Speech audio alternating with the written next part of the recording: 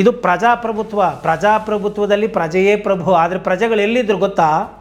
ಎಲ್ಲೋ ಮರಗಳ ಮೇಲೆ ದೂರದಲ್ಲಿ ಏನೋ ಉಸಿರಾಡೋಕ್ಕೂ ಜಾಗ ಇಲ್ದಂಗೆ ಸತ್ತೋದರು. ಯಾರು? ಪ್ರಜೆಗಳು. ಇದು ಪ್ರಜಾಪ್ರಭುತ್ವದ ಕಗ್ಗೊಲೆ. ಪ್ರಜಾಪ್ರಭುತ್ವದ ವ್ಯವಸ್ಥೆಯಲ್ಲಿ ಪ್ರಭುಗಳಿಗೆ ಮಾಡಿದಂತಹ ಮಹಾ ಘೋರ ಅವಮಾನ, ಅಪಮಾನ. ಇದಕ್ಕೆ ನೇರವಾದಂಥ ಹೊಣೆ ಈ ಸರ್ಕಾರನೇ ಹೊರಬೇಕು. ಈ ಸರ್ಕಾರ ಫಸ್ಟು ತಲೆದಂಡ ಆಗಬೇಕು. RCB ಅಭಿಮಾನಿಗಳನ್ನು ಗೌರವಿಸಿದಂತಹ ಈ ಒಂದು ಸರ್ಕಾರ, ಸರಿಯಾದಂಥ ವ್ಯವಸ್ಥೆ ಮಾಡದಂತಹ ಈ ಸರ್ಕಾರ, ಸರಿಯಾದಂಥ ವ್ಯವಸ್ಥೆ ಇಲ್ಲದಿದ್ದರೂ ರಾಜಕಾರಣಕ್ಕೆ ಮಣಿದು ನಾವು ಮಾಡಿದ್ದೇವೆ ಅಂತ ಹೇಳುವಂತಹ ಪೊಲೀಸರ ಒಂದು ಪತನ ಆಗುವವರೆಗೂ ಕೂಡ ನೀವು ಈ ಒಂದು ವಿಡಿಯೋವನ್ನು ಶೇರ್ ಮಾಡಿ RCB ಪವರ್ ಏನು ಅನ್ನೋದನ್ನು ತೋರಿಸಿ ಅಂತ ಹೇಳ್ತಾ,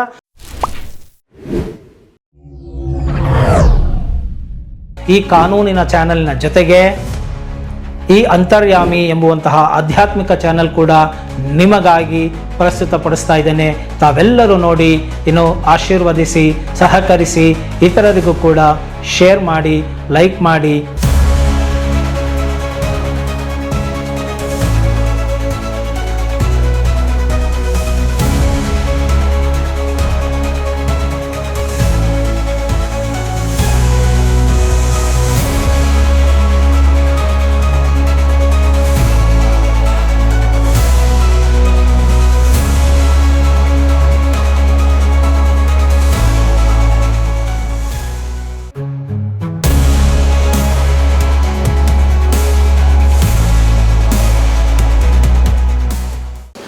ನಮಸ್ಕಾರ ವೀಕ್ಷಕರೇ, ನಾನು ನಿಮ್ಮ ಮಂಜುನಾಥ್ ಅಡ್ವೊಕೇಟ್ ಮಾತಾಡ್ತಾ ಇರೋದು.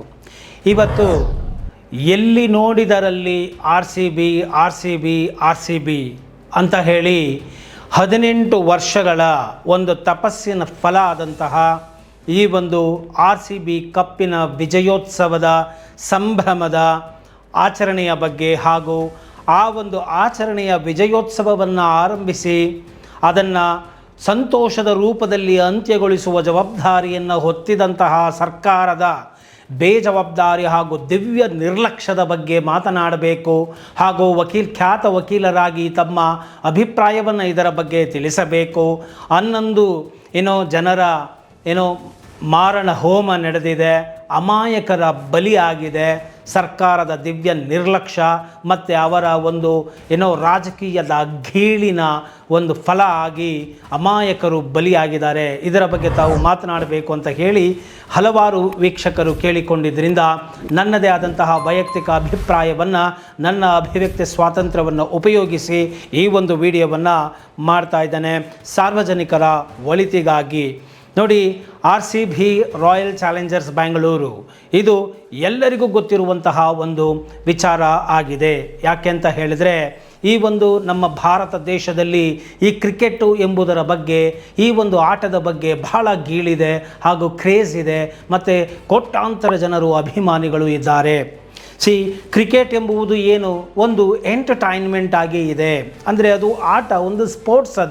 ಅದರಲ್ಲಿ ನಾವು ತುಂಬ ಎಂಟರ್ಟೈನ್ಮೆಂಟ್ ಆಗಿ ತೆಗೆದುಕೊಂಡು ಅದನ್ನು ಯಾರು ಆ ಒಂದು ಆಟದಲ್ಲಿ ಹೆಸರನ್ನು ಮಾಡ್ತಾರೋ ಮತ್ತು ಫಲಿತಾಂಶವನ್ನು ತಂದುಕೊಡ್ತಾರೋ ಅಥವಾ ವಿಜಯೋತ್ಸವವನ್ನು ತಂದುಕೊಡ್ತಾರೋ ಅಂಥವರನ್ನು ಪ್ರೀತಿಸುವುದು, ಹೊಗಳುವುದು, ಅವರಿಗೆ ಸನ್ಮಾನ ಮಾಡುವುದು ಖಂಡಿತವಾಗಿಯೂ ಶ್ಲಾಘನೀಯ.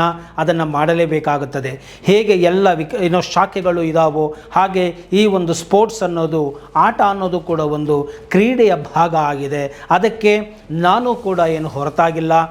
ಯಾರು ಸಾಧನೆಯನ್ನು ಯಾವುದೇ ಕ್ಷೇತ್ರದಲ್ಲಿ ಮಾಡಿದರೂ ಅಂಥವರಿಗೆ ಸನ್ಮಾನವನ್ನು ಮಾಡುವುದು ತಪ್ಪಲ್ಲ, ಹಾಗೂ ಅಂತಹವರನ್ನು ಗೌರವಿಸುವುದು ತಪ್ಪಲ್ಲ.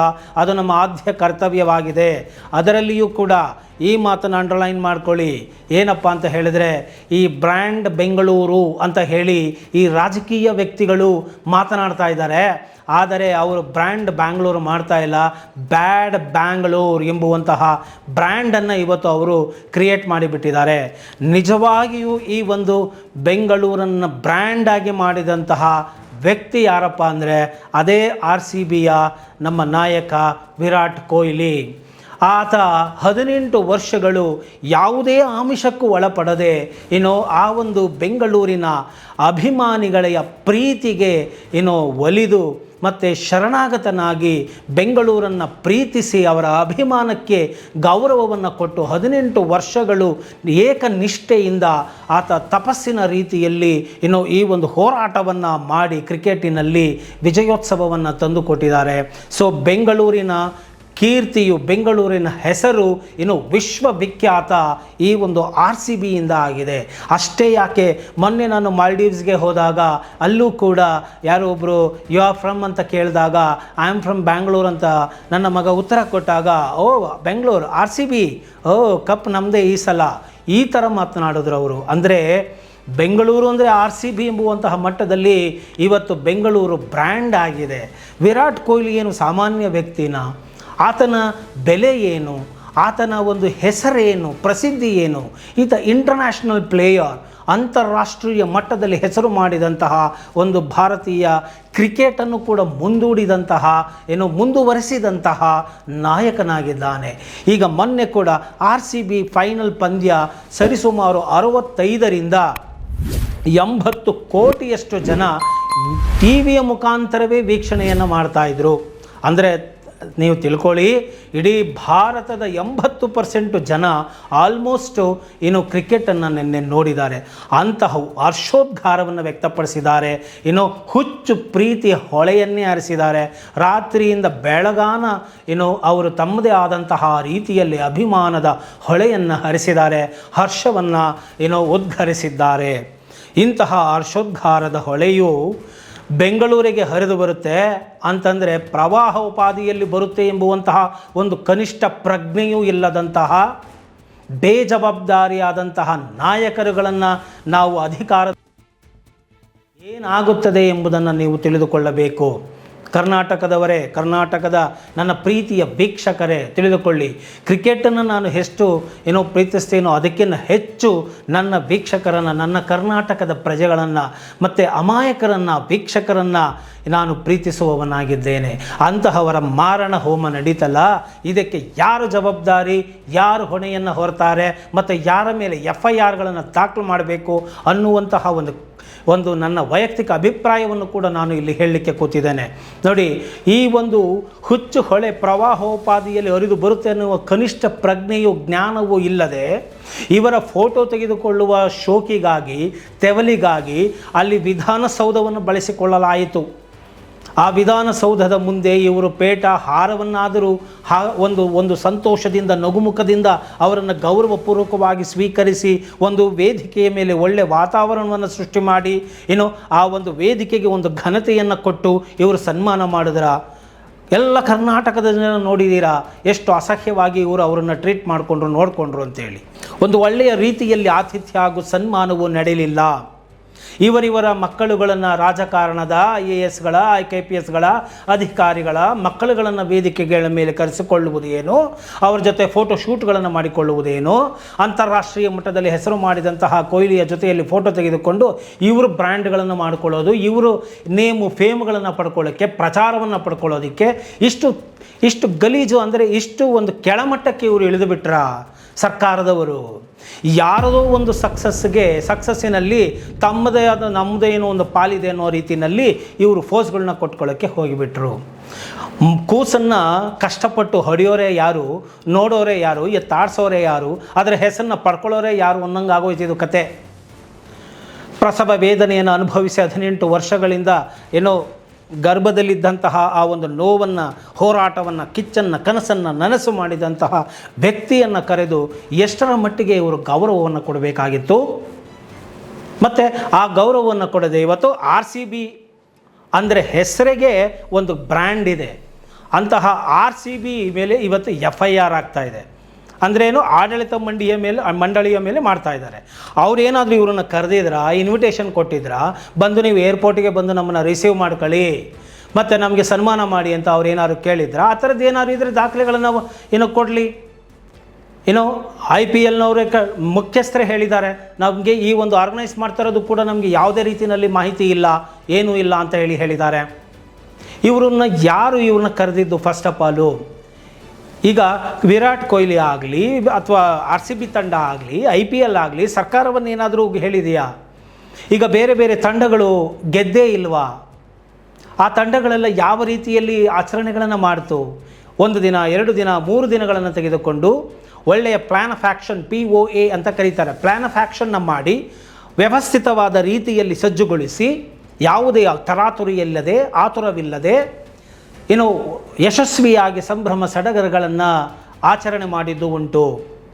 ಅಂತಹ ಒಂದು ಉದಾಹರಣೆಗಳ ಪಟ್ಟಿಯಲ್ಲಿ ಈ ಒಂದು ಬೆಂಗಳೂರು ಕೊನೆಗೆ ಸೇರಿಕೊಳ್ತೀಗ 2025ರ ಆ ಒಂದು 18 ವರ್ಷಗಳ ವಿಜಯೋತ್ಸವದ ಸಂಭ್ರಮಾಚರಣೆಯನ್ನು 18 ಗಂಟೆಗಳೂ ಕೂಡ ಇರದೆ ಜನಗಳ ಮನಸ್ಸಿನಲ್ಲಿ ನೋವನ್ನು ಮತ್ತು ಮರಣ ಮೃದಂಗವನ್ನು ಬಾರಿಸಿ ಅವರ ಮನಸ್ಸಿನಲ್ಲಿ ನೋವುಂಟು ಮಾಡಿ ಸೂತಕದ ಛಾಯೆಯನ್ನು ತಂದಿಟ್ಟು ಬ್ರ್ಯಾಂಡ್ ಬೆಂಗಳೂರು ಮಾಡಿದ್ದ ತಂಡವನ್ನು ಇವತ್ತು ಬ್ಯಾಡ್ ಬೆಂಗಳೂರು, ಇವರ ಗೌರ್ನಮೆಂಟು ಇಷ್ಟೇ, ಇವರ ಯೋಗ್ಯತೆ ಇಷ್ಟೇ, ಒಂದು 2 ಲಕ್ಷ ಜನ ಬಂದರೆ ಇವರನ್ನು ತಡೆ ಹಿಡಿಯೋ ಶಕ್ತಿ ಇಲ್ಲ, ಒಂದು ವ್ಯವಸ್ಥೆ ಇಲ್ಲ, ಅಮಾಯಕರುಗಳು ಬಲಿಯಾದರು, ಕನಿಷ್ಠ ಒಂದು ನಾಚಿಕೆಗೇಡು ಇಲ್ಲ, ಇವ್ರಿಗೊಂದು ಕೃತಜ್ಞತೆ ಇಲ್ಲ, ಆ ಒಂದು ಟೀಮಿನ ಬಗ್ಗೆ ಸರಿಯಾಗಿ ನಾವು ಗೌರವ ಕೊಟ್ಟವರು ಸ್ವೀಕಾರ ಮಾಡಲಿಲ್ಲ, ಅವರಿಗೊಂದು ಸಂತೋಷವನ್ನು ಆಚರಣೆ ಮಾಡೋದಕ್ಕೆ ನಾವು ಬಿಡಲಿಲ್ವಲ್ಲ ಅಂತ, ವ್ಯವಸ್ಥೆ ಮಾಡಲಿಲ್ವಲ್ಲ ಅಂತ ಹೇಳಿ ನಾಚಿಕೆ ಕೂಡ ಇವ್ರಿಗಾಗೋದಿಲ್ಲ. ಮತ್ತು ಒಂದು ಕನಿಷ್ಠ ಒಂದು ಮಾನವೀಯತೆಯೂ ಇಲ್ಲ ಆ ಸತ್ತೋಗಿರೋರ ಬಗ್ಗೆ. ಹೌದು, ಇದು ನಮ್ಮ ಫೇಲ್ಯೂರ್ ಆಗಿದೆ, ಇಂಟೆಲಿಜೆನ್ಸಿ ಫೇಲ್ಯೂರ್. ಸಿದ್ದರಾಮಯ್ಯನೇ ಮುಖ್ಯ ಕಾರಣ ಇದಕ್ಕೆ. ಹೇಳ್ತಾ ಇದ್ದೀನಿ ನೋಡಿ, ಸಿದ್ದರಾಮಯ್ಯ ಅವರೇ ಟ್ವೀಟ್ ಮಾಡಿ ಈ ರೀತಿಯಾಗಿ ನಾವು ಸಂಭ್ರಮಾಚರಣೆಯನ್ನು ಇಟ್ಕೊಂಡಿದ್ದೇವೆ, ಬಂದು ಸೇರಿ, ಮತ್ತು ಚಿನ್ನಸ್ವಾಮಿ ಸ್ಟೇಡಿಯಮಲ್ಲಿದೆ, ಫ್ರೀ ಆಗಿದೆ, ವಿಧಾನಸೌಧದಲ್ಲಿ ಇಟ್ಕೊಂಡಿದ್ದೀವಿ, ಬಂದು ಸೇರಿ ಅಂಥೇಳಿ ಟ್ವೀಟ್ ಮಾಡಿದ ಮೇಲೆ invitation given to the public by the authorised chief minister of Karnataka, ಅಧಿಕೃತವಾಗಿ ಕರ್ನಾಟಕದ ಮುಖ್ಯಮಂತ್ರಿಗೆ ಫ್ರೀ ಆಗಿದೆ, ಅರೇಂಜ್ ಮಾಡಿದ್ದೀವಿ, ಸೀಟ್ ಇದೆ, ವಿಧಾನಸೌಧದ ಮುಂದೆ ಬನ್ನಿ, ಚಿನ್ನಸ್ವಾಮಿ ಸ್ಟೇಡಿಯಂ ಹತ್ರ ಬನ್ನಿ. ಏನಿದೆಲ್ಲ ಇನ್ವಿಟೇಷನ್ ನೀವು ಮಾಡಿದ ಮೇಲೆ ಅದಕ್ಕೆ ಬೇಕಾದಂತಹ ಪ್ಲ್ಯಾನ್ಗಳನ್ನು ನೀವು ಮಾಡಿಕೊಂಡಿದ್ದೀರಾ, ಇನ್ಸ್ಟ್ರಕ್ಷನ್ಗಳನ್ನು ಕೊಟ್ಟಿದ್ದೀರಾ. ಇವತ್ತು ನೀವೇ ಇದಕ್ಕೆಲ್ಲ ಸಂಪೂರ್ಣ ಜವಾಬ್ದಾರಿಯನ್ನು ಹೊರಬೇಕಾಗುತ್ತೆ. ಇನ್ವಿಟೇಷನ್ನು ನೀವು ಕೊಟ್ಟಿರೋದು, ಈ ಎಲ್ಲ ದುರಂತಗಳಿಗೂ ನೀವೇ ಕಾರಣ. ಸಿದ್ದರಾಮಯ್ಯ ಅವ್ರ ಮೇಲೆ FIR ಆಗಬೇಕು. ಇದು ನನ್ನ ವೈಯಕ್ತಿಕವಾದಂಥ ಅಭಿಪ್ರಾಯ. ಇದು ತುಂಬ ನೊಂದ ಮನಸ್ಸಿನಿಂದ ಹೇಳ್ತಾ ಇದ್ದೀನಿ. ಅಮಾಯಕ ಜನರು ಸತ್ತಿರೋದನ್ನು ನಾನು ನೋಡಿದ್ದೇನೆ. ಇವತ್ತು ಪತ್ರಿಕೆಗಳ ಆ ಫೋಟೋಗಳನ್ನ ನೋಡಿದೆ. ಅರಳುವ ಹೂವುಗಳು ಕಮರಿ ಹೋಗಿದೆ. ಇದಕ್ಕೆಲ್ಲ ಕಾರಣ ಯಾರು? ಇವರು ಕೊಟ್ಟಂಥ ಟ್ವೀಟ್.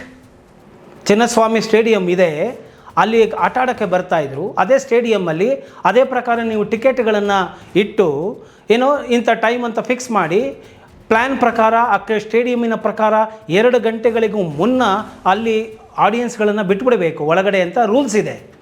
ನೀವು ಯಾವ ಟೈಮನ್ನು ಫಿಕ್ಸ್ ಮಾಡಿ ಅದೇ ಸ್ಟೇಡಿಯಂನಲ್ಲಿ 2 ಅವರ್ ಮುಂಚೆ ಅದೇ ಬಿಟ್ಟಿದ್ರೆ 40-45 ಸಾವಿರ ಜನ ಒಳಗಡೆ ಕೂತ್ಕೊಂಡಿರೋರು, ಯಾವುದೇ ಹರಾತುರಿ ಇಲ್ಲದೆ ಎಲ್ಲ ಗೇಟುಗಳನ್ನು ತೆಗೆದುಬಿಟ್ಟು.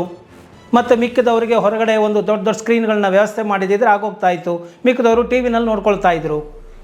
ನೀವು ಎದುರುಗಡೆ ಕರೆದು ವಿಧಾನಸೌಧಕ್ಕೆ ಕರೆದು ನೀವೇನು ತಾನೇ ತೋರಿಸಿದ್ರಿ?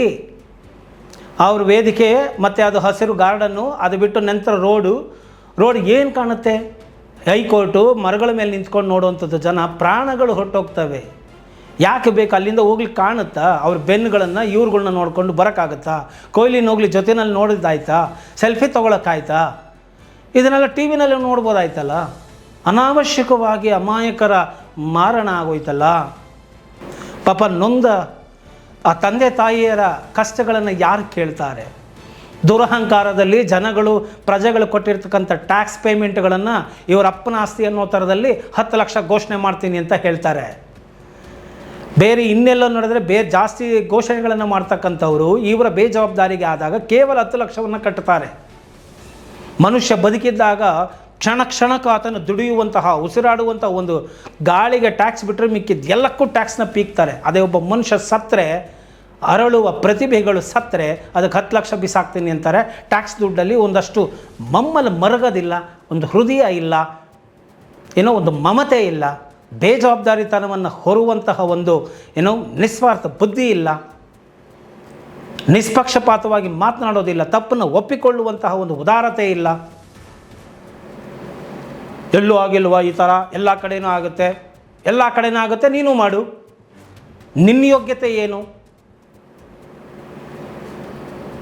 ವಿಧಾನಸೌಧದಲ್ಲಿ ಆಯ್ತಾ ಅಂತಂದರೆ ವಿಧಾನಸೌಧದಲ್ಲಿ ಆಯ್ತಾ ಅಂತ ಹೇಳಿದರೆ ಬೇರೆ ಕಡೆ ಎಲ್ಲ ಆಗದೆ ಇರೋ ಥರದಲ್ಲಿ ನೋಡ್ಕೊಳ್ತಾನೆ ನಿನ್ನ ಜವಾಬ್ದಾರಿ.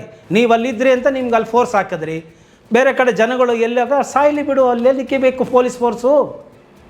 ನಮ್ಮಲ್ಲಿ ದೇಶದಲ್ಲಿ ಇದೊಂದು ದೊಡ್ಡ ದುರಂತ. ಮಿಲಿಟ್ರಿಗಳಿದ್ದಾವೆ, ಫೋರ್ಸ್ಗಳಿದ್ದಾವೆ, ಹಾಸ್ಪಿಟ್ಲ್ಗಳಿದ್ದಾವೆ, ಆ್ಯಂಬುಲೆನ್ಸ್ಗಳಿದ್ದಾವೆ. ಯಾವುದು ಸಮಯಕ್ಕೆ ಬರೋದಿಲ್ಲ, ಕೆಲಸಕ್ಕೆ ಬರೋದಿಲ್ಲ. ಮುಂಜಾಗ್ರತಾ ಕ್ರಮಗಳಿದ್ರೆ ತಾನೇ. 2 ಅವರ್ 3 ಅವರ್ ಸ್ಟೇಡಿಯಂ ಹತ್ರ ಯಾಕೆ ಕೂತ್ಕೊಂಡ್ರಿ ಸ್ಟೇಡಿಯಂ ಹೊರಗಡೆ ಜನಗಳನ್ನ? ಯಾಕೆ ಎಲ್ಲ ಗೇಟ್ಗಳನ್ನ ತೆಗಿಲಿಲ್ಲ? ಯಾವನವನು ಸೂಪರ್ವೈಸ್ ಮಾಡ್ತಾ ಇದ್ದವನು ಆತನ ಏಕೀಕೃತವಾದಂಥ ತೀರ್ಮಾನದಿಂದ ಯಾವುದೋ ಕೆಲವು ಗೇಟ್ಗಳನ್ನು ತೆಗೆದು ನುಗ್ಗಲು ಮಾಡಿ ಜನಗಳು ಸಾಯಂಗೆ ಮಾಡಿದ್ರಲ್ಲ. ತಲೆಯಲ್ಲಿ ಬುದ್ಧಿ ಇಟ್ಕೊಂಡು ಕೆಲಸ ಮಾಡಿರಿ. ನಿಮಗೆ ಸರ್ಕಾರ ನಡೆಸೋ ಯೋಗ್ಯತೆ ಇಲ್ಲ ಅಂದರೆ, ಏನೋ ಯಾವುದೋ ಒಂದು ವ್ಯವಸ್ಥೆ ಮಾಡೋ ಯೋಗ್ಯತೆ ಇಲ್ಲ ಅಂತ ಹೇಳಿದ್ರೆ ಬಿಟ್ಬಿಡಿ. ಯಾಕೆ ನೀವು ಟ್ವೀಟ್ ಮಾಡ್ತೀರಾ, ಇನ್ವಿಟೇಷನ್ ಕೊಡ್ತೀರಾ? ಲಕ್ಷಾಂತರ ಜನಗಳನ್ನ ಸೇರಿಸ್ಬಿಟ್ಟು RCB ಹೆಸರು ಹೇಳ್ಕೊಂಡು ಕೊಹ್ಲಿ ಫೇಸ್ನ ತೋರಿಸ್ಕೊಂಡು ನಿಮ್ಮ ವೋಟ್ ಬ್ಯಾಂಕಿಂಗ್ ತುಂಬಿಸ್ಕೊಳ್ಳೋದಕ್ಕೆ, ಮತ್ತು ನಿಮ್ಮ ಫ್ಯಾಮಿಲಿಗಳ ಜೊತೆ ಫೋಟೋ ಸೆಷನ್ ಕರೆದಿದ್ರೆ ಅವ್ರನ್ನ. ಒಬ್ಬ ಇಂಟರ್ನ್ಯಾಷನಲ್ ಪ್ಲೇಯರ್ಗೆ ನೀವು ಕೊಡುವಂಥ ಗೌರವ ಇದೇನಾ? ಬೆಂಗಳೂರು ಅಂದರೆ ನನ್ನ ಪ್ರಾಣ, ನನ್ನ ಉಸಿರು, ನನ್ನ ಹೃದಯ ಅಲ್ಲಿದೆ ಅಂತ ಹೇಳಿ ಆ ವ್ಯಕ್ತಿ ಪಾಪ ಹೇಳಿದ್ನಲ್ಲ, ಅಷ್ಟು ಪ್ರೀತಿಯನ್ನು ಇಟ್ಟುಕೊಂಡು ಕಪ್ಪನ್ನು ಗೆದ್ದು ಅಭಿಮಾನಿಗಳನ್ನ ನೋಡಲಿಕ್ಕೆ ಬಂದಲ್ಲ ಆ ವ್ಯಕ್ತಿ, ಮಹಾನ್ ವ್ಯಕ್ತಿ. ಆತನಿಗೊಂದು ಗೌರವವನ್ನು ಸರಿಯಾಗಿ ನೀವು ಕೊಡಲಿಲ್ಲ. ಇವತ್ತು ಆತ ರೆಪ್ರೆಸೆಂಟ್ ಮಾಡುವಂಥ RCB ಮೇಲೆ FIR ಆಗ್ತೀರಾ ನೀವು ಮಾಡೋ ಮೂರ್ಖತನದಿಂದ. ಅಸಹ್ಯ ಅನ್ಸೋದಿಲ್ವ ನಿಮ್ಗೆ? ಹೋಗಲಿ, ಸಿದ್ದರಾಮಯ್ಯ ಅವ್ರ ಮೇಲೆ FIR ಆಗಬೇಕು. ಮತ್ತು ವ್ಯವಸ್ಥೆಗಳನ್ನೇ ಮಾಡದೆ ಸರಿಯಾಗಿ ಬರೀ ಫೋಟೋ ಸೆಷನ್ಗಳಲ್ಲಿ ರಾಜಕೀಯಕ್ಕೆ ಬಳಸ್ಕೊಳ್ಳೋಂಥ DCM DK ಶಿವಕುಮಾರ್ ಮೇಲೆ FIR ಆಗಬೇಕು. ಯಾಕೆ ಅಂತ ಹೇಳಿದ್ರೆ ಇವರೆಲ್ಲ ಏರ್ಪೋರ್ಟ್ಗಳಿಗೆ ಹೋಗೋದು, ರಿಸೀವ್ ಮಾಡಿಕೊಂಡು ಬರೋದು. ಯಾಕೆ RCBನವ್ರಿಗೆ ಹೇಳಿದರೆ ನೀವು ಇಂಥ ಟೈಮ್ಗೆ ಸ್ಟೇಡಿಯಮ್ಗೆ ಬನ್ನಿ ಅಂದರೆ ಅವ್ರು ಬರ್ತಾ ಇರಲಿಲ್ವಾ? ಅಲ್ಲಿಗೋಗಿ ಸೆಕ್ಯೂರಿಟಿಗೆ ಹಾಕು, ತಿರುಗಿ ಇಲ್ಲಿಗೆ ಬಂದರೆ ಸೆಕ್ಯೂರಿಟಿ ಹಾಕು, ಇಲ್ಲಿ ವಿಧಾನಸೌಧ ಹತ್ರ ಸೆಕ್ಯೂರಿಟಿ ಹಾಕು, ಚಿನ್ನಸ್ವಾಮಿ ಸ್ಟೇಡಿಯಂ ಹತ್ರ ಸೆಕ್ಯೂರಿಟಿ ಹಾಕು. ಎಷ್ಟು ಫೋರ್ಸನ್ನ ನೀವು ಇಟ್ಕೊಂಡಿದ್ರಿ? ಏನೇನು ಕ್ರಮಗಳನ್ನ ತೊಗೊಂಡಿದ್ರಿ? ಎಲ್ಲರನ್ನು ಕರೆದಿಲ್ಲಿ ಗುಡ್ಡೆ ಹಾಕೊಂಡ್ರಲ್ಲ. ಪ್ರವಾಹ ಬಂದು ವಿಧಾನಸೌಧ ಹತ್ರ ಬಡಿದ್ರೆ, ಚಿನ್ನಸ್ವಾಮಿ ಸ್ಟೇಡಿಯಂ ಹತ್ರ ಪ್ರವಾಹ ಬಡಿದ್ರೆ ಎಲ್ಲ ಹಾರ್ಕೊಂಡು ಹೋಗ್ತಾರೆ ಅನ್ನೋದು ಗೊತ್ತಿಲ್ಲ ನಿಮಗೆ? ಅಲ್ಲಿಂದನೇ ಒಂದು ಪ್ರೊಸೆಷನ್ ಮಾಡಿಕೊಂಡು, ಒಂದು ಕರೆಕ್ಟಾಗಿ ಒಂದು ಪ್ಲ್ಯಾನ್ ಮಾಡಿಕೊಂಡು 1-2 ದಿನ ಟೈಮ್ ತೊಗೊಳ್ಳಿ. ಏನು ಅಂತ ಹರಾತುರಿ ನಿಮಗೆ? You want to encash this people's sentimentality, correct, and their excitement. You want to encash it. You want to use this for your political vote banking, correct? ಇವತ್ತು 11 ಜನ ಸತ್ರಲ್ಲ, ನೀವು ಕೊಡೋ 10 ಲಕ್ಷ ಯಾರಿಗ್ರಿ ಬೇಕು? ಪ್ರಾಣ ಎಲ್ಲದಕ್ಕಿಂತ ದೊಡ್ಡದು. ಆ ಮಕ್ಕಳು ಬದುಕಿದ್ದಿದ್ರೆ ಇನ್ನು ಏನೇನು ಸಾಧನೆ ಮಾಡ್ತಾಯಿದ್ರೋ ಏನು? ಆ ಜನಗಳು ಬದುಕಿದ್ರೆ ಇನ್ನು ಎಷ್ಟು ಸಾಧನೆ ಮಾಡ್ತಾಯಿದ್ರೋ ಏನು? ಇವತ್ತು ಆ ನೊಂದ ಕುಟುಂಬಗಳಿಗೆ ಯಾರು ಹೊಣೆ? ಜನಗಳ ತೆರಿಗೆ ದುಡ್ಡಲ್ಲಿ 10 ಲಕ್ಷ ಬಿಸಾಕ್ತೀನಿ ಅಂತೀರಾ ನೀವು? ಎಲ್ಲ ಹೈಲಿ ಸ್ಟುಪಿಡಿಟಿ, ನಾನ್ಸೆನ್ಸ್ ಆಗ್ತಾ ಇದೆ ಬರ್ತಾ. ಇವ್ರನ್ನೆಲ್ಲ ಹೋಗಿ ರಿಸೀವ್ ಮಾಡ್ಕೊಂಡು ಬಂದು, ಯಾಕೆ ಇವ್ರಿಗೂ ಬರೋ ಕಡೆ ಇರೋ ಕಡೆ ಸೆಕ್ಯೂರಿಟಿ ಬೇಕು, ಜನಗಳು ಎಲ್ಲೋ ಇರೋ ಕಡೆ ಸೆಕ್ಯೂರಿಟಿ ಬೇಕಾಗಿಲ್ಲ. ಇದು ಪ್ರಜಾಪ್ರಭುತ್ವದಲ್ಲಿ ಪ್ರಜೆಯೇ ಪ್ರಭು. ಆದರೆ ಪ್ರಜೆಗಳು ಎಲ್ಲಿದ್ರು ಗೊತ್ತಾ? ಎಲ್ಲೋ ಮರಗಳ ಮೇಲೆ ದೂರದಲ್ಲಿ ಉಸಿರಾಡೋಕ್ಕೂ ಜಾಗ ಇಲ್ದಂಗೆ ಸತ್ತೋದರು. ಯಾರು? ಪ್ರಜೆಗಳು. ಇದು ಪ್ರಜಾಪ್ರಭುತ್ವದ ಕಗ್ಗೊಲೆ. ಪ್ರಜಾಪ್ರಭುತ್ವದ ವ್ಯವಸ್ಥೆಯಲ್ಲಿ ಪ್ರಭುಗಳಿಗೆ ಮಾಡಿದಂತಹ ಮಹಾ ಘೋರ ಅಪಮಾನ. ಇದಕ್ಕೆ ನೇರವಾದಂಥ ಹೊಣೆ ಈ ಸರ್ಕಾರನೇ ಹೊರಬೇಕು. ಈ ಸರ್ಕಾರ ಫಸ್ಟು ತಲೆದಂಡ ಆಗಬೇಕು. ಈ CM ಸಿದ್ದರಾಮಯ್ಯ ಅವ್ರ ಮೇಲೆ, DCM ಮೇಲೆ, ಮತ್ತು ಗೃಹ ಸಚಿವ, ಹೋಮ್ ಮಿನಿಸ್ಟರ್ ಮೇಲೆ, ಮತ್ತು ಕಮಿಷನರ್ಗಳು ಮತ್ತು ಪೊಲೀಸ್ ಆಫೀಸರ್ಸ್ ಏನು FIR ಅವ್ರ ತಲೆದಂಡ ಆಗಿದೆ, ಅದೆಲ್ಲ ನ್ಯಾಯಯೋಚಿತವಾಗಿದೆ. ಯಾವುದೇ ಒಂದು ಫಂಕ್ಷನ್ ಮಾಡಿದ್ರೆ ಅಲ್ಲಿಗೆ ಪೊಲೀಸ್ ಪರ್ಮಿಷನ್ ಇರಬೇಕು. ಪೊಲೀಸವ್ರು ಹೇಳಿದರು, ಆದ್ರೂ ಸರ್ಕಾರದವರು ಫೋರ್ಸ್ ಹಾಕ್ಬಿಟ್ರು ಅಂತಂದರೆ ನೀವೇನಕ್ಕಿರೋದು? ಬರ್ಕೊಡಿ ನಮಗೆ ಅಂತ ಕೇಳಬೇಕಲ್ಲ. ನಾಳೆ ಏನು ನಾವು ಹೇಳ್ತಾ ಇದ್ದೀವಿ, ಆದರೂ ನೀವು ಹೇಳಿದ್ರೆ ನಾಳೆ ಏನಾದ್ರು ಹೆಚ್ಚು ಕಮ್ಮಿ ಆದರೆ ನಮ್ಮ ತಲೆದಂಡ ಆಗ್ತದೆ, ನೀವು ರೈಟಿಂಗ್ನಲ್ಲಿ ಕೊಡಿ ಅಂತ ಕೇಳಿ. ಯಾಕೆ ಇದೆಲ್ಲ ತಾಕತ್ತು ದಮ್ಮು ಬರೀ TV ಗಳಲ್ಲಿ ಸಿನಿಮಾಗಳಲ್ಲಿ ಮಾತ್ರನಾ? ಕೆಂಪೇಗೌಡ, ಸಿಂಗಂ ಅಲ್ಲಿ ಮಾತ್ರನಾ? ಸಾಂಗ್ಲಿಯಾನ ಅಲ್ಲಿ ಮಾತ್ರನಾ? ಯಾರಿಗೂ ದಮ್ಮಿಲ್ಲ ಸರ್ಕಾರದ ವಿರುದ್ಧ ಮಾತಾಡೋಕ್ಕೆ. ಯಾಕೆ ಮಾತಾಡಿದ್ರೆ ನೀರು ನೆರಳಿಲ್ಲದೆ ಇರೋ ಜಾಗಕ್ಕೆ transfer, in the name of smooth administration ಅಂತೇಳಿ ಟ್ರಾನ್ಸ್ಫರ್ ಮಾಡಿಬಿಟ್ರೆ ಮುಗಿದಾಯ್ತು. ಅದಕ್ಕೋಸ್ಕರ ಈ ರೀತಿಯಾಗಿ ಬಿಹೇವ್ ಮಾಡ್ತೀರಾ. ಪರ್ಮಿಷನ್ ಇಲ್ಲ ಅಂತಂದ ಮೇಲೆ ಅಲ್ಲಿ ಮಾಡೋಕ್ಕೆ ಯಾಕೆ ಬಿಟ್ರಿ ನೀವು? ಇವತ್ತು ಯಾರು ಹೊಣೆ? ಅವ್ರು ಸತ್ತೋದ್ರಲ್ಲ, ಅವ್ರಿಗೆ ನೀವು ಕೊಡೋ 10 ಲಕ್ಷ ರೂಪಾಯಿ ಎಂಜಲು ಕಾಸು ಯಾರಿಗ್ರಿ ಬೇಕು? ಸತ್ತೋದು ಹೆಣಗಳ ಮೇಲೆ ನೀವು ರಾಜಕೀಯಗಳನ್ನ ಬೇರೆ ಮಾಡ್ತೀರಲ್ರಿ. ಈಗ ಆ ಥರದ ಬೇರೆ ಮಾತುಗಳನ್ನ ಮಾತಾಡ್ತಿರಲ್ಲ.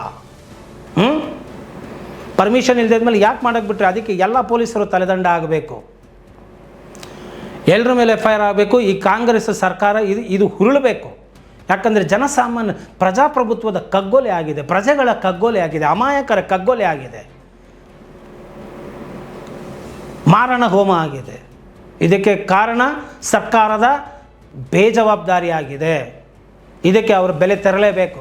ಇದಕ್ಕೆ ನ್ಯಾಯಾಲಯ ಕೂಡ ಸುಮೋಟೋ ಕೇಸನ್ನು ಈಗಾಗಲೇ ದಾಖಲು ಮಾಡಿಕೊಂಡಿದೆ ಅಂತ ಭಾವಿಸ್ತೇನೆ. ಸೊ ಮಾಡಿ ಅವರು ಸರಿಯಾದ ರೀತಿಯಲ್ಲಿ ತನಿಖೆ ಮಾಡಿ ತಲೆದಂಡವನ್ನು ಮಾಡಬೇಕು.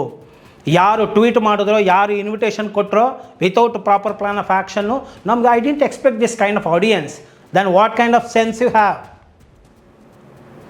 If you don't have a sense and if you don't know the power of RCB and the value of an international cricket player who has a name and fame in the state and country, then why did you invite so careless, ದುರಹಂಕಾರದ ಧಾರ್ಷ್ಟ್ಯದ ಹೇಳಿಕೆಗಳನ್ನು ಕೊಡೋದೇ ಆಗೋಯ್ತು ಇವ್ರದೆಲ್ಲ.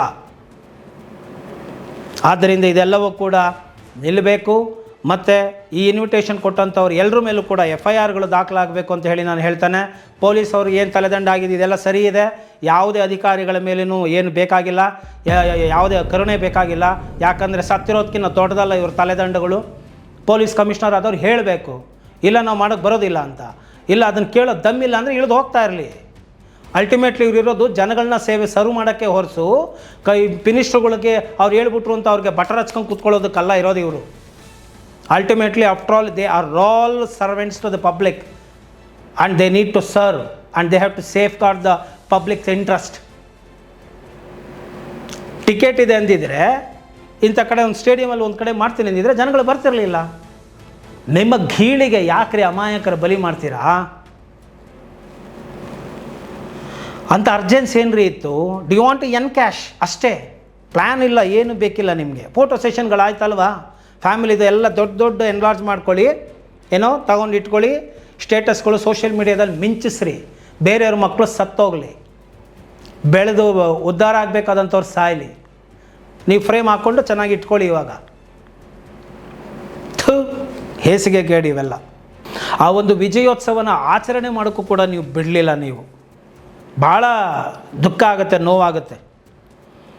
ಒಂದು ತಪಸ್ಸು, ಒಂದು ಸಾಧನೆ ಮಾಡಬೇಕಂದ್ರೆ ಎಷ್ಟು ಕಷ್ಟ ಅನ್ನೋದು ಗೊತ್ತಾ ನಿಮಗಿಲ್ಲ. ಬೇರೆಯವರು ಬೆಂಕಿಯಲ್ಲಿ ನಿಮ್ಮ ಬೇಳೆಯನ್ನು ಬೇಯಿಸಿಕೊಳ್ಳುವುದು ಅಷ್ಟೇ ನಿಮಗೆ ಗೊತ್ತು. ಒಂದು ಕ್ಷುದ್ರ ರಾಜಕೀಯ ಅಷ್ಟೇ. ಯಾವುದರ ಬೆಲೆಯೂ ಗೊತ್ತಿಲ್ಲ, ಏನೂ ಗೊತ್ತಿಲ್ಲ. ಇನ್ನು ಇಷ್ಟೆಲ್ಲ ಆದಮೇಲೆ ನಾನು ಅಭಿಮಾನಿಗಳಿಗೂ ಕೂಡ ಒಂದು ಮಾತನ್ನು ಹೇಳಲಿಕ್ಕೆ ಬಯಸ್ತೇನೆ. ಕ್ರಿಕೆಟ್ ಪ್ರೇಮಿ ನಾನು ಕೂಡ ಆಗಿದ್ದೇನೆ, ಆದರೆ ನನ್ನ ಮಾತನ್ನು ಅನ್ಯತಾ ಭಾವಿಸಬೇಡಿ. ನಿಮ್ಮ ಮೇಲಿನ ಹೆಚ್ಚಿನ ಪ್ರೀತಿಗಾಗಿಯೇ ಈ ಮಾತನ್ನು ಹೇಳ್ತಾ ಇದ್ದೇನೆ. ನೋಡಿ, ಭಾರತವನ್ನು ರೆಪ್ರೆಸೆಂಟ್ ಮಾಡಿ ವಿಶ್ವಕಪ್ಪಲ್ಲಿ ಮಾಡಿ ವಿಶ್ವಕಪ್ ಗೆದ್ದಿದ್ರೆ ಇದು ದೇಶದ ಒಂದು ಘನತೆ ಅಂತ ಹೇಳ್ಬೋದಾಗಿತ್ತು. ಮತ್ತು ದೇಶಕ್ಕಾಗಿ ಇವರು ಆಡಿದ್ದಾರೆ ಅಂತ ಹೇಳ್ಬೋದಾಗಿತ್ತು. ಅವರಿಗೆ ಸನ್ಮಾನಗಳನ್ನು ಮಾಡಿ ಸೂಕ್ತವಾದಂಥ ಗೌರವಗಳನ್ನು ನೀಡುವುದು ಸಮಂಜಸವಾಗಿತ್ತು. ಆದರೆ ಇದು ಬಂದು ಯಾರ್ಯಾರು ಪ್ರೈವೇಟ್ಗಳನ್ನು ಮಾಡಿಕೊಂಡು, ಪ್ರೈವೇಟ್ ಫ್ರಾಂಚೈಸಿಗಳನ್ನು ಮಾಡಿಕೊಂಡು, ಅಂದರೆ ದುಡ್ಡಿರೋರು, ಈಗ ಕ್ರಿಕೆಟ್ ಅನ್ನೋದು ಒಂದು ಕ್ರೇಜ್ ಜನಕ್ಕೆ. ಇಲ್ಲಿ ಲಕ್ಷಾಂತರ ಜನ ಸೇರ್ತಾರೆ, ಇಲ್ಲಿ ಕೋಟಿಗಟ್ಟಲೆ ದುಡ್ಡಿದೆ. ಸೊ ಅದಕ್ಕಾಗಿ ಏನು ಮಾಡಿದ್ರು, ಎಲ್ಲರನ್ನೂ ಸೇರಿಸ್ಕೊಂಡು ಗುಡ್ಡೆ ಹಾಕಿದ್ರು. ಒಂದು ಟೀಮ್ಗೆ ಆಕ್ಷನ್ನು, ಭರಾಟೆ ಆಕ್ಷನ್ಗಳ ಮುಖಾಂತರ, ಹರಾಜಿನ ಮುಖಾಂತರ ಬೈ ಮಾಡಿಕೊಂಡ್ರು, ದುಡ್ಡು ಕೊಟ್ಟು ಬೈ ಮಾಡಿದ್ರು ಪ್ಲೇಯರ್ಸ್ಗಳನ್ನು. ಮತ್ತು ಅವರು ತಂಡಗಳಾಗಿ ಆಟ ಆಡ್ತಾಯಿದ್ದಾರೆ. ಇದನ್ನು ಎಂಟರ್ಟೈನ್ಮೆಂಟ್ ಆಗಿ ನೋಡಿ ಅಷ್ಟೇ. ಅಂದರೆ ಇವಾಗ ಒಂದು ಬೆಂಗಳೂರು ಅಂದರೆ ಬೆಂಗಳೂರಿಗಾಗಿ ಅವರು ಆಟ ಆಡಿದ್ದಾರೆ. ಬೆಂಗಳೂರು ತಂಡ ಇದು, ಬೆಂಗಳೂರಿಗಾಗಿ ಆಟ ಆಡಿದ್ದಾರೆ. ನಿಮ್ಮ ಎಮೋಷನ್ಸ್, ಫೀಲಿಂಗ್ಸು ಇದೆ. I do respect to that. ಆ ಬೆಂಗಳೂರಿಗೆ ಅವ್ರು ಆಟ ಆಡಿದ್ದಾರೆ, ಅವರು ಶ್ರೀಮಂತರಾಗ್ತಾರೆ, ಅವ್ರಿಗೆ ದುಡ್ಡು ಬರುತ್ತೆ. ಇವತ್ತು ಕೊಹ್ಲಿ ಒಂದು ಪೋಸ್ಟ್ ಹಾಕಿದ್ರೆ, ಒಂದು ಇನ್ಸ್ಟಾಗ್ರಾಮಲ್ಲಿ ಹಾಕಿದ್ರೆ 5 ಕೋಟಿ 6 ಕೋಟಿ ಕೊಡ್ತಾರೆ. ಅವ್ರ ಬೆಲೆ ಎಲ್ಲಿ? ಇವತ್ತು ಅಭಿಮಾನಿಗಳು ಜೀವನ ಕಳ್ಕೊಂಡು ಹೋಗ್ಬಿಟ್ರಲ್ಲ. ನಿಮ್ಮ ಜೀವಕ್ಕಿಂತ ದೊಡ್ಡದ ಇದು. ಅಭಿಮಾನ ಇಟ್ಕೊಳ್ಳಿ, ಆದರೆ ಹುಚ್ಚ ಅಭಿಮಾನಗಳು ಬೇಡ, ದುರಭಿಮಾನಗಳು ಬೇಡ, ಕುರುಡು ಅಭಿಮಾನಗಳು ಬೇಡ. ನಿಮ್ಮ ಕುಟುಂಬ, ನಿಮ್ಮನ್ನು ಸಾಕಿ ಸಲುವಿದ ಕುಟುಂಬದವರು ತುಂಬ ದೊಡ್ಡವರು. ಎಲ್ಲದಕ್ಕಿನ್ನ ತಂದೆ ತಾಯಿಗಳಿನ ದೊಡ್ಡ ಹೀರೋ ಯಾರೂ ಇಲ್ಲ, ತಂದೆ ತಾಯಿಗಳಿಗಿನ ದೊಡ್ಡ ಹೀರೋಯಿನ್ ಯಾರೂ ಇಲ್ಲ, ನಿಮ್ಮ ಸಾಕಿ ಸಲುವಿದವರಿಗಿನ ದೊಡ್ಡವರು ಯಾರೂ ಇಲ್ಲ. ಆದ್ದರಿಂದ ಅದನ್ನು ನೀವು ಸರಿಯಾದ ರೀತಿಯಲ್ಲಿ ಅರ್ಥ ಮಾಡಿಕೊಳ್ಳಿ. ಹೆತ್ತವರಿಗೆ ನೋವುಂಟು ಮಾಡಬೇಡಿ. ಮತ್ತು ನಿಮ್ಮ ಇವತ್ತಿನ ಸಾವಿದೆಯಲ್ಲ, ಇಡೀ ಆ ಕುಟುಂಬಕ್ಕೆ ತುಂಬಲಾರದ ನಷ್ಟ ಆಗುತ್ತೆ, ಆಘಾತ ಆಗುತ್ತೆ. ಅದರಿಂದ ಅವ್ರು ಹೊರಬರೋದು ಎಷ್ಟೋ ವರ್ಷಗಳಾಗತ್ತೆ. ನಿಮ್ಮ ಹುಚ್ಚು ಅಭಿಮಾನದಿಂದ ಏನೇನೋ ಮಾಡಬೇಡಿ. ಟಿ ವಿಯನ್ನು ನೋಡಿ, ಎಂಜಾಯ್ ಮಾಡಿ, ಖುಷಿ ಪಡಿ, ನಿಮ್ಮ ಕೈಲಾಗೋ ಸ್ಟೇಟಸ್ಗಳಲ್ಲಿ ಹಾಕಿ, ಅವ್ರಿಗೊಂದು ರೆಸ್ಪೆಕ್ಟ್ ಮಾಡಿ, ಅಲ್ಲಿಗೆ ಮುಗೀತು. ನಿಮ್ಮ ಕಾರ್ಯ ಕೆಲಸಗಳಿಗೆ ಹೋಗಿ. ಅದು ಬಿಟ್ಟು ಸ್ವಲ್ಪನಾದ್ರೂ ಹೋಗಲಿ ಒಂದು ಸೆನ್ಸನ್ನಾದರೂ ಉಪಯೋಗಿಸಿ. ಈ ರೀತಿ ನಮ್ಗೆ ಇನ್ವೈಟ್ ಮಾಡೋರೆ, ಅಲ್ಲಿ ಪ್ಲ್ಯಾನ್ ಇದೆಯಾ ಇಲ್ವಾ, ನಾವು ಹೋದರೆ ನಾವು ಆಗ್ಬೋದಾ ಇಲ್ವಾ, ಹೋಗ್ಲಿ ಇಷ್ಟು ಕ್ರೌಡ್ ಸೇರಿದ್ರೆ ನಮ್ಗೆ ಏನಾಗುತ್ತೆ, ಇದು ಫಸ್ಟಾ? ಎಷ್ಟು ನೋಡಿಲ್ಲ ನೀವು ಸ್ಟ್ಯಾಂಪೇಡ್ಗಳು, ಕಾಲು ತುಳಿತಕ್ಕೆ ಒಳಗಾಗಿ ಸಾವುಗಳಾಗಿರೋದು ನೋಡಿದ್ದೀರಲ್ವಾ, ಕೇಳಿದ್ದೀರಲ್ವಾ? ಆದ್ರೂ ಹೆಣ್ಮಕ್ಳುಗಳು ಹೋಗಿದ್ದೀರಾ, ಪುಟ್ಟ ಮಕ್ಳುಗಳನ್ನ ಎತ್ಕೊಂಡು ಹೋಗಿದ್ದೀರಾ, ಹೆಂಗಸರುಗಳು ಹೋಗಿದ್ದೀರಾ, ವೃದ್ಧರು ಹೋಗಿದ್ದೀರಾ, ಮತ್ತು ಈ 15ರಿಂದ 18ರಿಂದ 40 ವರ್ಷದ ಒಳಗಡೆನ ವಯಸ್ಕರು ಜಾಸ್ತಿ ಹೋಗಿದ್ದೀರಾ, ಕೆಲಸ ಕಾರ್ಯಗಳನ್ನು ಬಿಟ್ಟು ಹೋಗಿದ್ದೀರಾ. ಈ ಹುಚ್ಚು ಹೊಳೆ ಯಾಕೆ ಬೇಕು? ಗೌರವ ಕೊಡುವುದು ಬೇರೆ. ತನ್ನ ಪ್ರಾಣವನ್ನು ಒತ್ತೆ ಇಟ್ಟು ದೇಶಕ್ಕಾಗಿ ಕಾಯುವ ಸೈನಿಕರುಗಳಿಗೆ ನೀವು ಇಂಥ ಗೌರವವನ್ನು ಸಲ್ಲಿಸಿ, ಅದನ್ನು ಬಿಟ್ಟು ದುಡ್ಡಿಗಾಗಿ ಆಡುವವರನ್ನು, ದುಡ್ಡಿಗಾಗಿ ಹರಾಜಲ್ಲಿ ಮಾಡಿಕೊಂಡು ಕ್ರೀಡೆಯನ್ನು ಮಾಡಿಕೊಂಡು ಆಡ್ಕೊಂಡಿರೋರನ್ನ ನೀವು ಇಷ್ಟು ಹುಚ್ಚುತನದಲ್ಲಿ ಪ್ರೀತಿಸೋ ಅಗತ್ಯತೆ ಇಲ್ಲ. ಸೆಲೆಬ್ರಿಟಿಗಳನ್ನು ದುಡ್ಡಿಗಾಗಿ ಆಕ್ಟ್ ಮಾಡ್ತಾರೆ, ದುಡ್ಡಿಗಾಗಿ ಆಟ ಆಡ್ತಾರೆ. ನಿಮ್ಮ ಜೀವವನ್ನೇ ನೀವು ಹಂಗನ್ನು ತೊರೆದು ನೀವು ಹೋಗಿ ಅವರನ್ನು ಗೌರವಿಸುವಂತಹ ಹುಚ್ಚುತನ ಬೇಡ. ಇರಲಿ, ಅದು ಅವರ ಒಂದು ವೃತ್ತಿ, ಅವರು ಮಾಡ್ತಾ ಇದ್ದಾರೆ. ಅವ್ರಿಗೇನು ಗೌರವ ಬೇಕೋ ಗೌರವ ಕೊಡಿ. I am not saying disrespect to them in any manner, respect to them. But ನಿಮ್ಮ ಜೀವನನೇ ಕಳ್ಕೋಬೇಡಿ. ನಿಮ್ಮ ಜೀವನ ಅದೆಲ್ಲದಕ್ಕಿಂತ ದೊಡ್ಡದಿದೆ. ನಿಮ್ಮ ಕುಟುಂಬ ಎಲ್ಲದಕ್ಕಿಂತ ದೊಡ್ಡವರು. ಅವರಿಗಾಗಿ ನಿಮ್ಮ ಜೀವನವನ್ನು ಮುಡುಪಾಗಿಡಿ. ಈ ಹುಚ್ಚುತನಗಳು ಇನ್ನು ಮುಂದಕ್ಕಾದರೂ ನಿಲ್ಲಿಸಿ, ತರ್ಕ ಉಪಯೋಗಿಸಿ. ಅಲ್ಲಿ ಹೋದ್ರೆ ಹೋಗಲಿ ನನ್ನ ಕೊಹ್ಲಿ ನೋಡ್ಬೋದಾ, ಫೋಟೋ ತಗೋಬೋದಾ, ಅವ್ನ ಪಕ್ಕದಲ್ಲಿ ನಿಂತ್ಕೋಬೋದಾ, ಹೋಗಲಿ ಮಕನಾರು ನೋಡ್ಬೋದಾ ಅನ್ನೋದಾದ್ರು ಯೋಚನೆ ಮಾಡಿ. ಸುಮ್ಮನೆ ಎಲ್ಲೋ ಒಂದು ಕ್ರೌಡಲ್ಲಿ ಹೋಗಿ ನಿಂತ್ಕೊಂಡು ಹುಳ ಥರ ಹೋಗಿ ಹುಳ ಥರ ಬಂದು ಎಲ್ಲೋ ಹುಳ ಥರ ಸಿಗಾಕೊಂಡು ಜೀವ ಕಳ್ಕೊಳ್ಳೋದಿದೆಯಲ್ಲ, ಇದು ಎಷ್ಟು ಅವಿವೇಕದ ಪರಾಕಾಷ್ಠೆಯ ಒಂದು ಮಟ್ಟ ಅನ್ನೋದನ್ನು ಅರ್ಥ ಮಾಡ್ಕೊಳ್ಳಿ. ನಿಮ್ಮ ಮೇಲೆ ಪ್ರೀತಿ ಇರೋದರಿಂದ ಈ ಮಾತನ್ನು ಹೇಳ್ತಾ ಇದ್ದೇನೆ. ಇಷ್ಟೆಲ್ಲ ಅನಾಹುತಗಳಾದ ಮೇಲೆ ಈಗ SOP ತರ್ತಾ ಇದ್ದಾರೆ ಇವರು. ಏನಂದರೆ SOP ಅಂದರೆ ಗೊತ್ತಾ? Standard operating procedure. ಅಂದರೆ ಏನೇ ಒಂದು ಸಂಭ್ರಮ ಸಡಗರ ಉತ್ಸವ ಮಾಡಬೇಕಂದ್ರೆ ಪೊಲೀಸ್ ಪರ್ಮಿಷನ್ ಇರಬೇಕಿತ್ತು. ಪೊಲೀಸ್ ಪರ್ಮಿಷನ್ ಇಲ್ಲದೆ ಮಾಡಿದ್ರು ಮತ್ತು ಭಾಗವಹಿಸಿದಂಥವ್ರು ಎಲ್ಲರ ಮೇಲೆ FIR ಆಗಬೇಕು. ಮತ್ತು ಇವರು ಏನೇನು ಪ್ರೊಸೀಜರ್ ಮಾಡೋಕ್ಕೆ ಒಂದಷ್ಟು ಹೆಣಗಳು ಬೀಳಬೇಕು. ಯಾಕೆ ಅಡ್ಮಿನಿಸ್ಟ್ರೇಷನ್ ಇವ್ರಿಗೆ ಗೊತ್ತಿಲ್ವಾ? ಗೊತ್ತಿರುತ್ತೆ. ಪ್ರೊಸೀಜರ್ ಗೊತ್ತಿಲ್ವಾ? ಗೊತ್ತಿರುತ್ತೆ. ಇವ್ರು political agenda, political play card ಮಾಡಬೇಕು. For that they have to encash each and everything by violating all the rules and regulations. ಅದಾದಮೇಲೆ ತನಿಖೆ ಮಾಡ್ತೀನಿ, ಈ ತನಿಖೆ ಮಾಡಿಸ್ತೀನಿ, ಕಮಿಟಿಗಳು ಮಾಡ್ತೀನಿ. Public memory is very short, ಎಲ್ಲ ಮರ್ತೋಗ್ತಾರೆ. ಇದೆಲ್ಲ ಬೇಡ. ಕೂಡಲೇ ಇದು ಎಲ್ಲರ ಮೇಲೆ FIR ಆಗಲಿ. ಸರ್ಕಾರ ಇದಕ್ಕೆ ಜವಾಬ್ದಾರಿಯನ್ನು, ನೈತಿಕ ಜವಾಬ್ದಾರಿಯನ್ನು ಹೊತ್ತು ರಾಜೀನಾಮೆಗಳನ್ನ ಇವರು ಕೊಡಬೇಕು. ಆಗ ಮಾತ್ರ ಪ್ರಜಾಪ್ರಭುತ್ವದಲ್ಲಿ ಪ್ರಜೆಗೆ ಗೌರವ ಇದೆ ಅಂತ ಅನಿಸ್ಕೊಳ್ಳುತ್ತೆ. ನಿಜವಾದ ಪ್ರಜಾಪ್ರಭುತ್ವ ಆವಾಗ ಆಗುತ್ತೆ. ಅದು ಬಿಟ್ಟರೆ ಶ್ರೀಮಂತರ ದರ್ಪ, ಬಡವರ ಸಾವು. ಇದನ್ನು ಯಾರು ಪ್ರಜಾಪ್ರಭುತ್ವ ಅಂತಾರೆ? ಯಾರಂತಾರೆ ಇದನ್ನು ಪ್ರಜಾಪ್ರಭುತ್ವ ಅಂತ? ಬೆಕ್ಕಾಬಿಟ್ಟು FIRಗಳನ್ನ ಮಾಡ್ಕೊಂಡು ಕೂತ್ಕೊಂಡು ಅವಿವೇಕದ FIRಗಳನ್ನ ಮಾಡೋದು. ನಿಜವಾಗ್ಲೂ ಕಾರಣಕರ್ತರು ಯಾರಿದ್ದಾರೆ ಅವ್ರನ್ನ ಬಿಟ್ಟುಬಿಡೋದು, ಬೇಲಿನೇದು ಹೊಲ ಮೇಯ್ದು ಬಿಡೋದು, ಇನ್ನೊಬ್ಬರಿಗೆ ಬರೆ ಹಾಕೋದು. What kind of non sense! ಇದೆಲ್ಲ ನಿಲ್ಲಬೇಕು ಅಂತ ನಾನು ಇಲ್ಲಿ ಆಗ್ರಹ ಮಾಡ್ತಾ ಇದ್ದೇನೆ. ಅವ್ರುಗಳ ಮೇಲೆಲ್ಲ FIRಗಳಾಗಲಿ. ಮತ್ತು ಕೊಹ್ಲಿ ಹ್ಯಾಸ್ ಟು ಸ್ಪೀಕ್. ನೀವು 5 ಕೋಟಿ ಕೊಡ್ತೀರ, 10 ಕೋಟಿ ಕೊಡ್ತೀರ, ನನಗೆ ಅದು ಬೇಡ. ನಿಮ್ಮ ಅಭಿಮಾನಿಗಳು ಸತ್ತಿದ್ದಾರೆ. ನೀವು ಯಾವ ಗೌರ್ಮೆಂಟ್ಗಿನ್ನ ನೀವು ದೊಡ್ಡವರಿದ್ದೀರಾ ಅಂದರೆ, ನಾನೇನು ಹೇಳಕ್ಕೆ ಹೋಗ್ತಾ ಇದ್ದೀನಿ ಅಂದರೆ, ಇಂಟರ್ನ್ಯಾಷನಲ್ ಲೆವೆಲಲ್ಲಿ ನಿಮ್ಮ ನೇಮ್ ಇದೆ, ಫೇಮ್ ಇದೆ. ನಿಮ್ಮ ನೇಮು ಫೇಮನ್ನು ಎನ್ಕ್ಯಾಶ್ ಮಾಡ್ಕೊಳ್ಳೋಕ್ಕೆ ಇವ್ರು ಹಿಂಗೆಲ್ಲ ಆಡಿದ್ದು ಇಷ್ಟೊಂದು. ಆದರೆ ನೀವು ಬಂದಿದ್ದು ಬೆಂಗಳೂರಿನ ಅಭಿಮಾನಿಗಳನ್ನ ನೋಡೋದಕ್ಕೆ. ಆದರೆ ಅಭಿಮಾನಿಗಳಿಗೆ ಒಂದು ವ್ಯವಸ್ಥೆ ಮಾಡದಂತಹ, ಅಭಿಮಾನಿಗಳನ್ನು ಗೌರವಿಸಿದಂತಹ, ಅಂತಹ ಸುವ್ಯವಸ್ಥೆ ಮಾಡದಂತಹ ಇಂತಹ ಬೇಜವಾಬ್ದಾರಿ ಸರ್ಕಾರದ ಬಗ್ಗೆ ನೀವು ಮಾತನಾಡಬೇಕು. ನೀವು ಮಾತಾಡಿದರೆ ಈ ಸರ್ಕಾರ ಪತನ ಆಗುತ್ತೆ. ಆಗ ವ್ಯವಸ್ಥಿತವಾದಂತಹ, ನಿಮ್ಮ ಅಭಿಮಾನಿಗಳನ್ನು ಗೌರವಿಸುವಂತಹ, ಸರಿಯಾಗಿ ಆಟಗಾರರನ್ನು ಗೌರವಿಸುವಂತಹ ಸರ್ಕಾರ ಬರುವಂತಾಗಬೇಕು. ಆಗ ಮಾತ್ರ ಈ ಒಂದು ಅನಾಚಾರಗಳಿಗೆ, ಈ ಒಂದು ದೌರ್ಜನ್ಯಗಳಿಗೆ, ಈ ಒಂದು ಶಿಷ್ಟಾಚಾರವೇ ಇಲ್ಲದಂತಹ ಈ ಒಂದು ಸ್ಟುಪಿಡ್, ಹೈಲಿ ಇರ್ರೆಲೆವೆಂಟ್ ಆಕ್ಸಿಡೆಂಟ್ಗಳಿಗೆ, ಇನ್ಸಿಡೆಂಟ್ಗಳಿಗೆ ಎಂಡ್ ಮಾಡಬಹುದು ಅಥವಾ ಅದನ್ನು ತಡೆಗಟ್ಟಬಹುದು ಎಂಬುವಂತಹ ಮಾತನ್ನು ಕೂಡ ನಾನು ನಿಮಗೆ ಇಲ್ಲಿ ಹೇಳ್ತಾ ಇದ್ದೀನಿ. ಸತ್ತ ಕುಟುಂಬಗಳಿಗೆ ಸರಿಯಾದ ರೀತಿಯಲ್ಲಿ ಪರಿಹಾರಗಳನ್ನು ಕೊಡಬೇಕು. ಮತ್ತು ಅಭಿಮಾನಿಗಳು ಅಷ್ಟೇ ಹುಚ್ಚರಾಗಿ ಹೋಗಬೇಡಿ, ಅಷ್ಟೇ ಯಾರು ಜವಾಬ್ದಾರಿಗಳನ್ನ ತಗೊಳ್ಳಲ್ಲ. 10 ಲಕ್ಷ ರೂಪಾಯಿ ಅಲ್ಲ, ಒಂದು ಮಗುವನ್ನು ಸಾಕಿ ಸಲ್ವಿ ಬೆಳೆಸೋಕ್ಕೆ ಕೋಟಿಗಟ್ಟಲೆ ಖರ್ಚು ಮಾಡಬೇಕು. ಇವತ್ತು ಇವ್ರು ತೆಗೆದು ಬಿಸಾಕೋ ಹಣ ಯಾರಿಗೆ ಬೇಕು? ಇವ್ರು ಭಿಕ್ಷೆ ಹಣ, ಎಂಜ್ರ ಹಣ, ಸರ್ಕಾರದ ಪ್ರಜೆಗಳ ಹಣ, ಅದು ಯಾರು ಕೊಡೋದಲ್ಲ. ಆದ್ದರಿಂದ ಇದೆಲ್ಲವನ್ನು ಕೂಡ ಸಿದ್ದರಾಮಯ್ಯನವರೇ, UP ಗೌರ್ನಮೆಂಟಿನ ಆದಿತ್ಯನಾಥ್ ಯೋಗಿನ ನೀವು ಪ್ರಶ್ನೆ ಮಾಡಿದ್ರಿ. ಕುಂಭಮೇಳ ನಡೆಯುವಂಥ ಸಂದರ್ಭಗಳಲ್ಲಿ ಸರಿಸುಮಾರು ಒಂದು ದಿನಕ್ಕೆ 3 ಕೋಟಿಗೆ ಹೆಚ್ಚು ಜನಸಂಖ್ಯೆ ಬಂತು. ಸರಿಸುಮಾರು 10,000 ಎಕರೆಯಷ್ಟು ಭೂಮಿಯಲ್ಲಿ ಅವರು ಪಾರ್ಕಿಂಗ್ಗಳಿಗೆ ವ್ಯವಸ್ಥೆ ಮಾಡಿದ್ರು. ಫ್ಲೈಟಿಂದ ಬಂದರು, ಬೋಟಿಂದ ಬಂದರು, ಹಡಗಿನಿಂದ ಬಂದರು, ರಸ್ತೆಯಿಂದ ಬಂದರು, ವೆಹಿಕಲ್ಗಳಲ್ಲಿ ಬಂದರು. ಕೋಟಿ ಜನಸಂಖ್ಯೆ ಬಂತು. ಈ ತರಹದ ಘಟನೆಗಳು ನಡೀತಾ ಅಲ್ಲಿ ಎಷ್ಟು ವ್ಯವಸ್ಥಿತವಾಗಿ ಅಲ್ಲಿ ಕಾರ್ಯವನ್ನು ಮಾಡಲಾಯಿತು, ಎಷ್ಟು ಸ್ವಚ್ಛತೆಯಲ್ಲಿ ಮೇಂಟೈನ್ ಮಾಡಲಾಯಿತು. ಅಂತಹವ್ರ ಬಗ್ಗೆ ನೀವು ಕಾಮೆಂಟ್ ಮಾಡಿದ್ರಿ, ದಾಷ್ಟ್ಯತನವನ್ನು ಮೆರೆದ್ರಿ, ಅವರ ಬಗ್ಗೆ ಕಾಮೆಂಟ್ಗಳನ್ನು ಚೀಪಾಗಿ ಮಾಡಿದ್ರಿ. ಇಂಟೆಲಿಜೆನ್ಸಿ ಫೇಲ್ಯೂರ್ ಅಂದ್ರಿ. ಯಾವುದೋ ಒಂದು ಸಣ್ಣ ಘಟನೆಗೆ ಇವತ್ತು ಇಲ್ಲಿ 11 ಜನರ ಕಾಲು ತೊಳಿತ ಹಾಗೆ ಮಾರಣ ಹೋಮನೆ ಆಗೋಯ್ತಲ್ಲ, ಇದಕ್ಕೆ ನೀವು ಹೊಣೆಗಾರರಲ್ವಾ? ಇದು ನಿಮ್ಮ ಇಂಟೆಲಿಜೆನ್ಸಿ ಫೇಲ್ಯೂರ್ ಅಲ್ವಾ? ನಿಮ್ಮ ಪೊಲೀಸ್ ವ್ಯವಸ್ಥೆಯ ಫೇಲ್ಯೂರ್ ಅಲ್ವಾ? ಇದನ್ನು ಕೇಳುವವರು ಯಾರು? ಇದರ ನೈತಿಕ ಜವಾಬ್ದಾರಿಯನ್ನು ಹೊತ್ತು ಈ ಕೂಡಲೇ ರಾಜೀನಾಮೆಯನ್ನು ಕೊಡಿ ಅಂತ ಹೇಳಿ ಕೂಡ ನಾನು ಇಲ್ಲಿ ಆಗ್ರಹಿಸ್ತೇನೆ.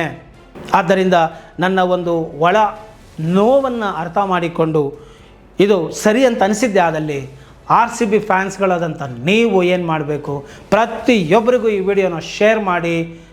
ಸರ್ಕಾರ ಪತನ ಆಗುವವರೆಗೂ RCB ಅಭಿಮಾನಿಗಳನ್ನು ಗೌರವಿಸಿದಂತಹ ಈ ಒಂದು ಸರ್ಕಾರ, ಸರಿಯಾದಂಥ ವ್ಯವಸ್ಥೆ ಮಾಡದಂತಹ ಈ ಸರ್ಕಾರ, ಸರಿಯಾದಂಥ ವ್ಯವಸ್ಥೆ ಇಲ್ಲದಿದ್ದರೂ ರಾಜಕಾರಣಕ್ಕೆ ಮಣಿದು ನಾವು ಮಾಡಿದ್ದೇವೆ ಅಂತ ಹೇಳುವಂತಹ ಪೊಲೀಸರ ಒಂದು ಪತನ ಆಗುವವರೆಗೂ ಕೂಡ ನೀವು ಈ ಒಂದು ವಿಡಿಯೋವನ್ನು ಶೇರ್ ಮಾಡಿ, RCB ಪವರ್ ಏನು ಅನ್ನೋದನ್ನು ತೋರಿಸಿ ಅಂತ ಹೇಳ್ತಾ, ಈ ವಿಡಿಯೋ ಇಷ್ಟ ಆಗಿದ್ದೆ ಆದಲ್ಲಿ ಮರೆಯದ ಹಾಗೆ ಲೈಕ್ ಕೊಡಿ, ಕಾಮೆಂಟ್ ಮಾಡಿ, ಶೇರ್ ಮಾಡಿ ಅಂತ ಹೇಳ್ತಾ ಈ ವಿಡಿಯೋವನ್ನು ಮುಗಿಸ್ತಾ ಇದ್ದೀನಿ. ಜೈ ಹಿಂದ್, ಜೈ ಕರ್ನಾಟಕ ಮಾತೆ, ಜೈ RCB.